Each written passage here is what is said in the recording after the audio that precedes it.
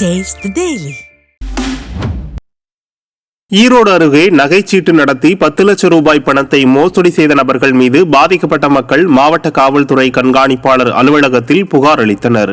பெருந்துறையைச் சேர்ந்த அமுதவாணன், அவரது மனைவி யுவமணி ஆகியோர் இணைந்து நடத்திய நகைச்சீட்டு மூலம் அப்பகுதியில் உள்ள சுமார் 50க்கும் மேற்பட்டோரிடம் மோசடியில் ஈடுபட்டதாக கூறப்படுகிறது. இதன் காரணமாக பாதிக்கப்பட்டோர் மோசடியில் ஈடுபட்ட நபர்கள் மீது நடவடிக்கை எடுக்குமாறு கோரிக்கை விடுத்துள்ளனர்.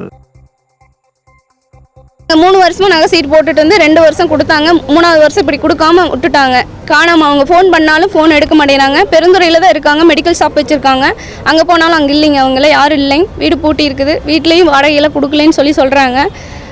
இப்போ நாங்கள் வந்து மொத்தமாக நாங்கள் ஒரு 4 ஊருக்காரங்க வந்திருக்கிறோம். 4 ஊருக்காரங்க கிட்ட மட்டும் ஒரு 10 லட்ச ரூபா அமௌண்ட் இருக்குங்க. ராமநாதபுரத்தில் அரசு பேருந்துகளில் கல்லூரி மாணவர்கள் ஆபத்தான முறையில் பயணம் செய்யும் வீடியோ வெளியாகி அதிர்ச்சியை ஏற்படுத்தியுள்ளது. கீழக்கரை பகுதியில் செயல்பட்டு வரும் கல்லூரிகளுக்கு செல்ல திறனற்ற ஸ்டாலின் அரசு போதிய பேருந்து வசதிகளை ஏற்படுத்தி தராததால் கல்லூரி மாணவர்கள் படியில் தொங்கிக் கொண்டு ஆபத்தான முறையில் பயணம் செய்யும் அவல நிலை நீடிக்கிறது. நிர்வாக திறனற்ற ஸ்டாலின் அரசு கல்லூரி நேரத்தின் போது கூடுதல் பேருந்துகளை இயக்க வேண்டும் என கோரிக்கை எழுந்துள்ளது.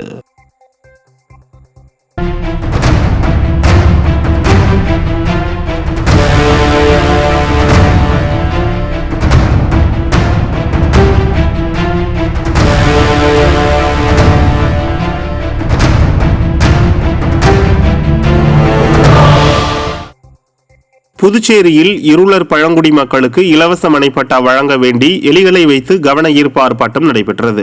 ஏம்பலத்தை அடுத்த கோர்க்காடு பகுதியில் ஏரிக்கரை ஓரமாக தலைமுறையாக பழங்குடி இருளர் மக்கள் வசித்து வருகின்றனர்.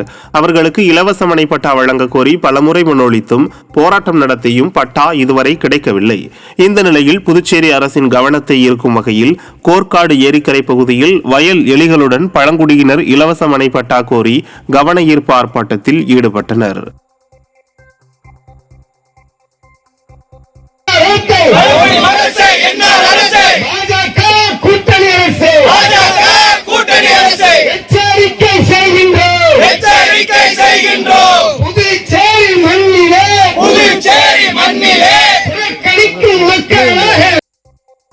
விவசாயத்திற்கு பயன்படுத்தப்படும் உரங்களை தரமான முறையில் வழங்க வேண்டும் உள்ளிட்ட பல்வேறு கோரிக்கைகளை வலியுறுத்தி திருவண்ணாமலை மாவட்ட வேளாண் இணை இயக்குநர் அலுவலகம் முன்பு விவசாயிகள் ஆர்ப்பாட்டத்தில் ஈடுபட்டனர். விவசாயிகள் சங்க மாவட்ட தலைவர் புருஷோத்தமன் தலைமையில் நடைபெற்ற இந்த ஆர்ப்பாட்டத்தில் விவசாயிகள் கலந்து கொண்டு திறனற்ற ஸ்டாலின் அரசை கண்டித்தும் வேளாண் துறை அலுவலர்களை கண்டித்தும் கோஷங்களை எழுப்பினர். மேலும் இந்த ஆர்ப்பாட்டம் காரணமாக அப்பகுதியில் சிறிது நேர பரபரப்பு நிலவியது.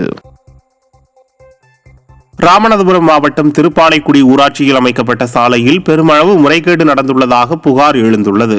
திருப்பாலைக்குடி ஊராட்சி மன்ற தலைவராக திமுகவின் RS மங்கலம் ஒன்றிய தலைவர் முகமது உமர் பாருக் உள்ளார்.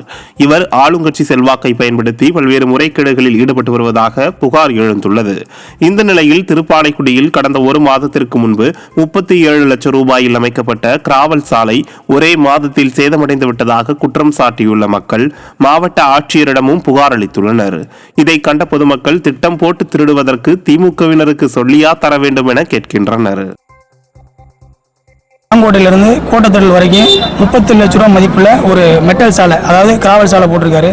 அந்த சாலையை தரமெல்லாம் போட்டிருக்காரு. சாலை போட்டு 1.5 மாதம் தான் ஆகுது. அதுக்குள்ளே சாலை வந்து ரொம்ப அதிகமாக பழுதடைஞ்சு போயிருக்கு. வாகன போக்குவரத்துக்கு இடையூறாக இருக்குது. சாலையோட 2 பக்கம் மண் அணைக்காதனால பேஞ்ச மழைக்கு சாலை கரைஞ்சிட்டு போயிடுச்சு. அது போக திருப்பாலைக்குள்ள வந்து ஏகப்பட்ட மக்களுக்கு போய் சேர வேண்டிய நல்ல திட்டங்கள் நிறைய இருக்குது. அதெல்லாம் செய்யாமல் பிரசிடென்ட் வந்து அவரோட சுய லாபத்துக்காக இந்த ரோடை போட்டு முறைகள்